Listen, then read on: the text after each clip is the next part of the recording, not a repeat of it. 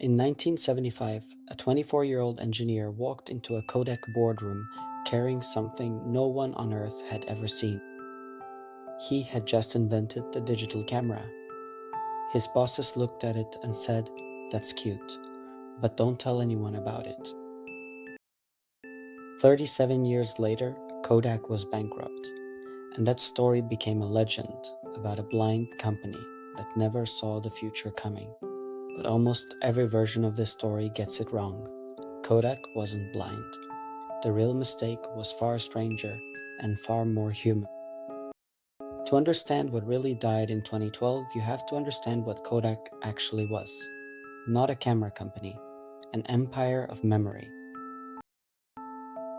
In 1976, Kodak controlled roughly 90% of American film sales and 85% of the camera market. A Kodak moment, it was language. Wedemini owned the way people remembered their lives. At its peak, Kodak pulled in $16 billion a year. Its little yellow boxes were stacked in every store on Earth. The business model was beautiful. The camera was just a hook. The film was the machine that printed the money. Every roll bought, every photo developed, every reprint ordered, the meter ran for decades, and it ran almost entirely in Kodak's favor. Competitors came and went. Kodak barely noticed. When you own the film, the paper, and the chemicals, you own the whole game. Which is why what happened in a quiet lab in 1975 was so dangerous. It came from inside. Steve Sasson was 24, fresh out of engineering school, given a loose assignment and a corner to work in. What he built weighed 3.5 kilos, shot a picture in 23 seconds, and stored it on a cassette tape. It was ugly, slow, and crude. It was also the first digital camera in human history invented inside Kodak itself. He demonstrated it to executives. The response, as Sasson tells it, "That's cute, but don't tell anyone about it."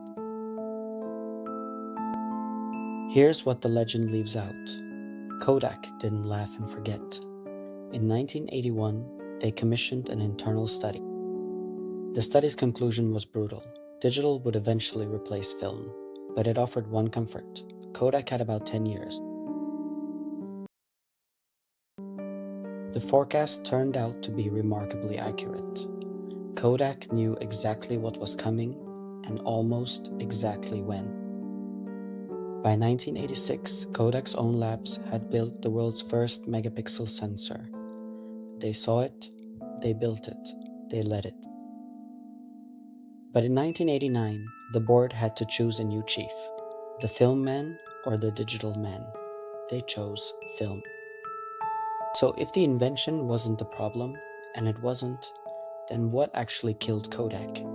It comes down to two numbers. Here's the first one. Around 2001, analysts estimated Kodak was losing about $60 on every digital camera it sold. $60 per camera, not earning less. Losing money on every unit in a market flooded with rivals. That's the first number. The second one is worse, and it's the one nobody at Kodak wanted to say out loud. Film was one of the most profitable products ever made. Roughly 70 cents of every film dollar was pure profit. So do the math their executives did every morning. Every customer who went digital traded a 70% product for a money-losing one. Going digital didn't mean entering a new business. It meant setting fire to the best business the 20th century ever produced. Here's where this autopsy departs from the legend completely, because Kodak did jump. They spent billions on the future. They bought the photo site Ofoto in 2001. They built cameras, printers, sensors, software. They fought for the new market, and it worked. In 2005, Kodak was the #1 seller of digital cameras in the United States of America. Read that again. The company famous for missing digital won digital. Sales surged 40% to $5.7 billion. But every victory made them poorer. Each camera sold at a loss replaced film sold at 70% margins. Kodak wasn't refusing to cannibalize itself, it was cannibalizing itself on purpose because the only alternative was letting someone else do it. There were wrong turns too. In the 90s, Kodak spent over $500 million on a strange hybrid called Advantic. A digital camera that showed you the picture, but still made you buy film to keep it. The market said no. Then came the final blow, and it didn't come from a camera company at all. It came from the phone in your pocket. Smartphones didn't just replace film, they replaced the digital camera too, the very market Kodak had bled itself to win. On January 19, 2012, Eastman Kodak filed for bankruptcy, kept alive by an emergency loan of $950 million. The company that once owned the word memory was now worth less than some of the startups photographing lunch on their phones. Kodak survived, technically. It emerged in 2013 as a business-to-business printing company. The empire of memory was gone.